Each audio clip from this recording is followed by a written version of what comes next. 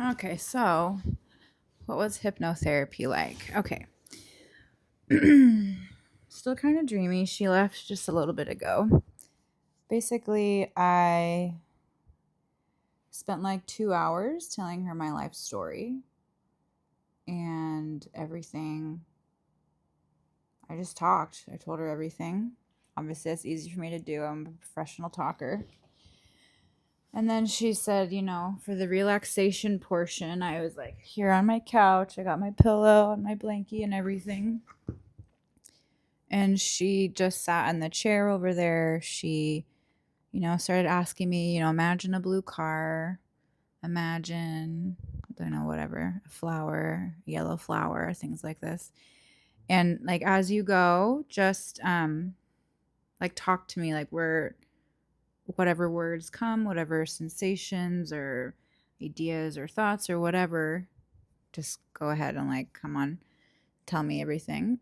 So it's like a two-way street because essentially being in a hypnosis state, I'm basically in a dream state. So she asked me to go back, like find my happy place, which is Koh Chang, Thailand. It's so beautiful there. Floated up to a cloud, and then she's like, go back to this one lifetime. So I went back to a lifetime that was like basically me in like ancient Babylon or something. I was a woman. It was like, I don't know. I mean, this could be a really long video. This session of just the relaxation part was an hour and 36 minutes. I know that because we did a voice memo. So that way, like when I was like replying as my higher self, I could record it. So,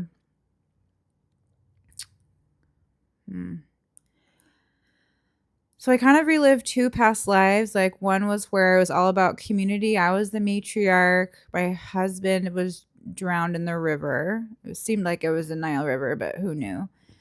Who knows?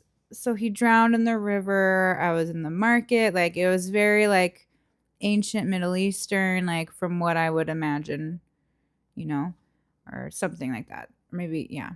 And so that lifetime, it was a sweet lifetime, and it's all about me being the matriarch and my big family that I created and learning how to lead. And someone's having a baby, and I'm like leading them in that and just like coming into my true sacred feminine power. And there was another lifetime that we revisited where I was like a king, like the Trojan era or something. And I was a little boy, and like I went through and was growing through that lifetime. I was like a trained soldier, a king, a lot of pressure, a lot of injustice. Something happened. I was in prison for a long time. And, I never really was able to fully win back the full trust of my constituents. But I made an effort to walk the town and be visible and just living with the fact that they don't trust me, but I'm still their king, and that disconnect there.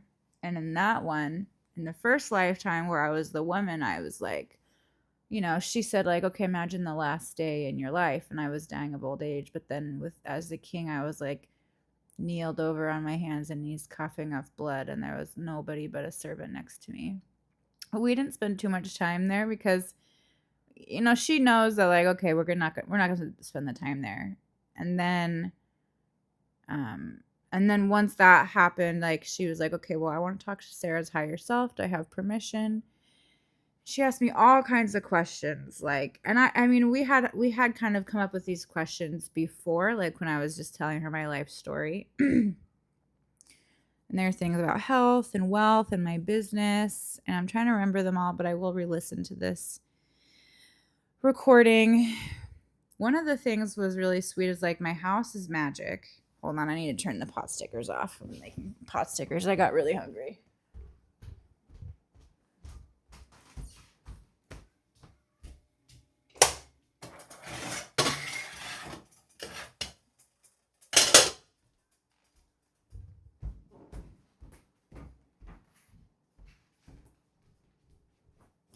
And I actually cried a lot when I was reliving these past lives. I cried a lot, like looking at the river, knowing that my husband drowned there, and now there's kids playing there like nothing happened.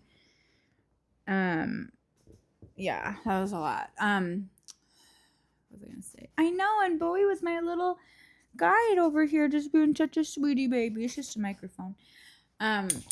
Okay, and then the name of her is Tammy, like the one who came over and did this QHHT on me. So she asked me all kinds of questions, and I'm having all this baby daddy drama, and that's nothing new. It's like a 10-year story. And I really just think I need to treat our time separate. And like when it's my scheduled time, I need to be the only one with my daughter Camille. When it's his scheduled time, just let him have that time. Like no phone calls, no extra visits, no nothing, because the negativity is so strong. And I feel it seeping into my daughter. And I just need to show her the light. I need to be that light for her. And she's going to, like, she kind of has like this double life right now because she's a totally different person, even goes by a different name when she's with her dad. And so I kind of just seemed like, you know what, just keep living your light, keep living your truth, and she's going to figure it out eventually, and she'll naturally want to align to you, to me, because I'm the one who holds space for her, and I'm the one who makes her feel safe, and like my feelings are not her responsibility. Just don't worry about that. It's hard now, but I just need to create that space and be like, I'm sorry, but this boundary has to be here. And I don't have to feel bad about that. I literally imagined my ex like this teeny tiny little bloop. Like imagine me flying up into the sky and he's just getting smaller and smaller. But I was flying up with like such buoyancy. And it wasn't just like me flying, it was like the pressure of the environment changed and he was like a lead and I was just like buoyant going upwards. And then I heard this chain snap and it was like I heard that chain breaking several times over and over again, and it was almost like it was an applause, like yes, again, like celebrate that chain's broken again. Let me see what else. Talked about my body and my health, and honestly I don't remember everything, which is kind of weird because I'd never went through this before. So I'll re-listen to it. In regard to my money, just act like I already have the money that I want, honestly. Say yes to the things I want to do. It's all going to work out. Like, just chill. It's fine. I need to dance more and paint more. And I need to stop acting like I'm not an artist because I am. So making space for that joy and that expression and that connection to my divine creativity is really important. So yeah, and then, I'm still going to be showing up on social media. I'm still going to show up on social media, like sharing my tips, but it really is more about the visibility and the coming into your own power. Yeah. I'm going to share my ideas, and I know that I will get invited to speak. I have books that I'm working on. Like, I wrote 2 already. I have another one in the works. And that's crazy to think about. Like, wow, I've written 3 books. Well, soon I have the draft started of the 3rd one. And I have the copyright started. And I'm pretty sure I'm going to finish writing it when I'm in Mexico. So that's good. Yeah, that's good. Just knowing that, like, the public, like, my audience needs my message. They really need it.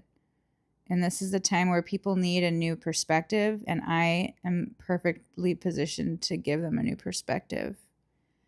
Talked about partners and soulmates too. And I think maybe I know who my soulmate is, but I'm not really sure because that particular area is loaded, right? So she asked me, do I have a soulmate? And I kind of felt like my conscious mind was coming up being like, no, we don't believe in soulmates, but maybe I do. Who knows? We'll see. TBD. My house is magic. Every time we come in here, it's like nurturing us and like re-cleansing us. The other thing, realizing that I was holding so much tension and like I needed to invite healing into my breasts because I don't need to nurture everybody all the time. And my buttocks, I can just, because I clench it a lot. I'm like nervous and anxious and I can just stop that. And my shins for some reason. So we let go of that. And my higher self was like, yeah, you need to re-listen to this recording 3 times. So I'm just gonna chill. I'm gonna just sit here for a minute. I really need to journal, but I'm kind of exhausted, and I'm also kind of like between worlds or like between dimensions right now where I just need to exist for a minute with some pot stickers and just come back to this reality. So, yes, very positive experience.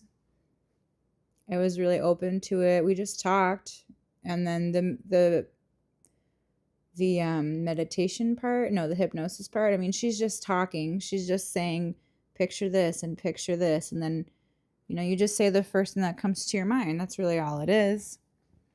So yeah, definitely worth it. We spent a whole day together. I can't believe that was a whole day, but I mean, I don't know. I'm here to grow. I'm here to heal. I'm here to try new things. Here to report back to you. So I guess I need to learn more about this modality and just soak it all in. So thank you for watching. If you want to keep learning about how I'm leveling up my life and living my best life and healing and growing and all the things, like and subscribe. Super chill, keeping it real. Have a great life.